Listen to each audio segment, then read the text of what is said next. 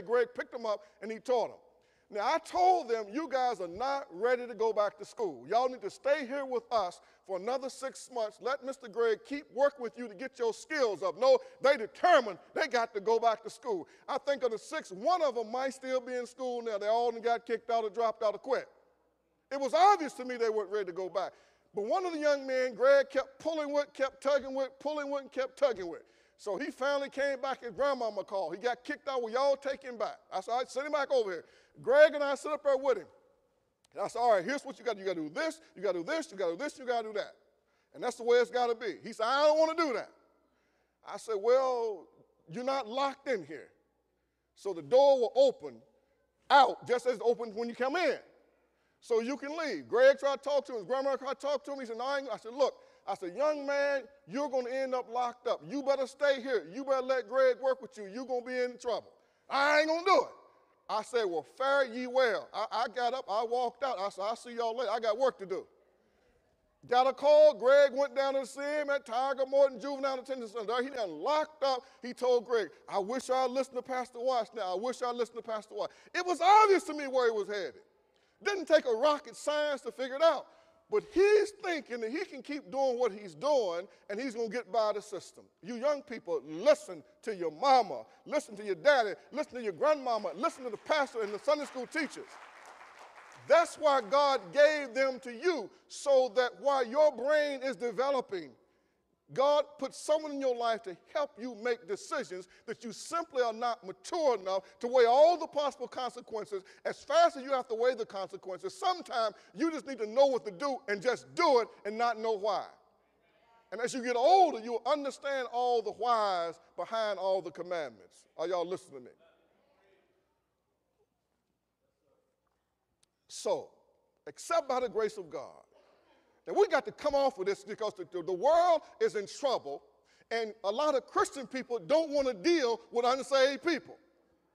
We are left here to bear witness, not just to have Sunday school classes, choir feasts, revivals, and church services. We are left here to engage with this world and to win people to Christ through credible relationships by showing them that we know it's by the grace of God that we are saved.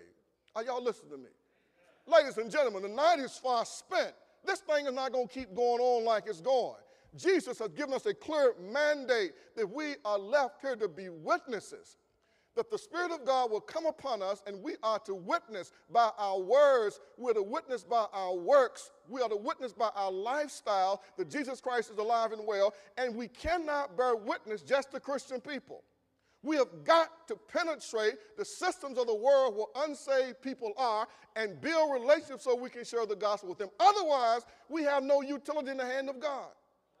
God has no usefulness for us if the salt doesn't get out of the salt shaker and figure out a way to how to connect with unsaved people out here in what we call the thoroughfare of life. Jesus was always in the street, rubbing shoulders with the folk that the religious people didn't want to have nothing to do with. Now, rewrite the Bible if you want to, and come with your own Bible. But when you read the Bible, you see that Jesus is always encountering with the outcasts of the society, bearing witness to them of the Word of God. And the religious people always get upset. And they get mad. I'm not making this up. I'm not exaggerating. I'm not a person given to hyperbole. It's right there in the Bible. And the Pharisees and scribes murmured. They were mad, saying, this man receives sinners and he eats with them. Now, I've told you in the Jewish culture, they didn't have casual meals like we have today. They wouldn't just eat with anybody. Their religious traditions and customs restricted what food they could eat. It limited what food they could eat in combination with other foods. All their meals had to be prepared kosher, so they had to know exactly how a meal was cooked before they could eat it. So they didn't have casual meals with everybody, and they certainly wouldn't have a meal with a person they thought was a sinner. Not a devout Jew. They might defile the food some kind of way, and I end up defiled. So they said, not only does he hang out with the riffraff, he's eating with them. He's eating with them. Now, what had happened, their religion had distorted the view of God. The God that they were serving was not the God of Abraham, Isaac, Jacob, and Moses and those folks. They thought they were serving the God of the Bible, but they were not. They were serving a God that they had created. They had served a God with an image in their mind, but the image they had in their mind was not the image of the true God. That's why they missed Jesus. They never thought that God was concerned about people the way Jesus would be concerned about people. Their conclusion was, unless I go through some rigmarole myself, I got to clean myself up to earn favor with God, therefore God would have nothing to do with me. They never thought God would be concerned about the riffraff, the drug addicts, the thugs, the gangsters, the prostitutes, the pimps. There was nothing in their theology to suggest that God was concerned about what happened to those people. So Jesus comes on the scene, the exact representation of God, according to Hebrews chapter 11. God in flesh, according to John chapter 1. And they didn't recognize him as God. And one of the main reasons they didn't recognize him as God, because they never even remotely thought that God would be concerned about immoral people. So a strong indictment. Now, the sermon is short. You got to understand the context, which is so important. First, he says tax collectors and sinners, and then he says, and they're actually eating together with these folk. And the religious people, they are indignant. And so Jesus hears their murmuring. He has read their minds, and so he spoke this parable to them.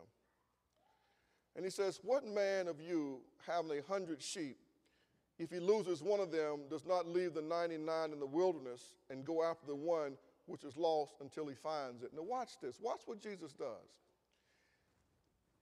Jesus always speaks the truth in a language the people understand. He didn't quote from Genesis to Malachi. No, he speaks truth, but he speaks truth in a language they would understand. So he speaks in a contemporary language, and he makes a contemporary illustration.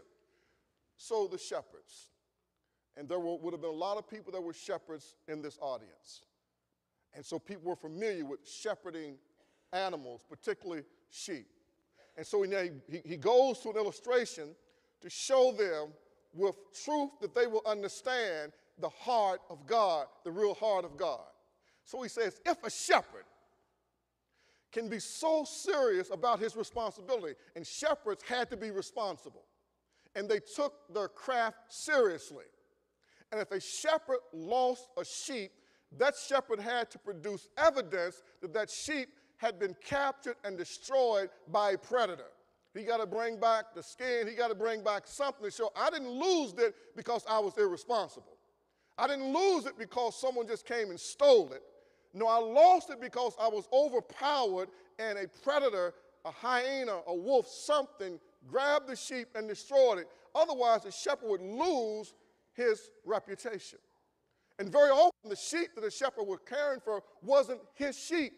He didn't own them, but he was responsible for shepherding the sheep of somebody else. This was serious business. So now he appeals in real time in language that they will understand. He's speaking with specificity and poignantly to this shepherd crowd to say, now, if you will love a sheep, a dumb sheep, a sheep that doesn't have sense enough to come in out of the rain, but because you as a shepherd are responsible for those sheep, if you had 100 sheep and you lost one, you would take the 99 and put them in a secure place, and then you would go and find the one that was lost. This spoke with profundity to this crowd. Jesus pointing out now the sheep was ignorantly lost, but he was valued by the shepherd.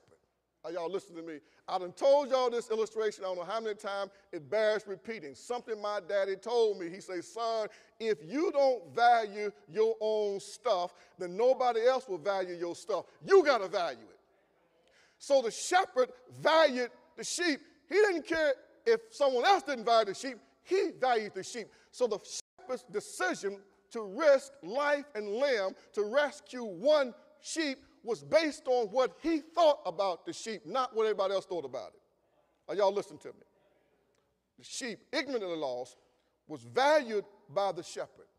And so the shepherd now goes through great pain, great diligence, great research to find the one sheep that was lost.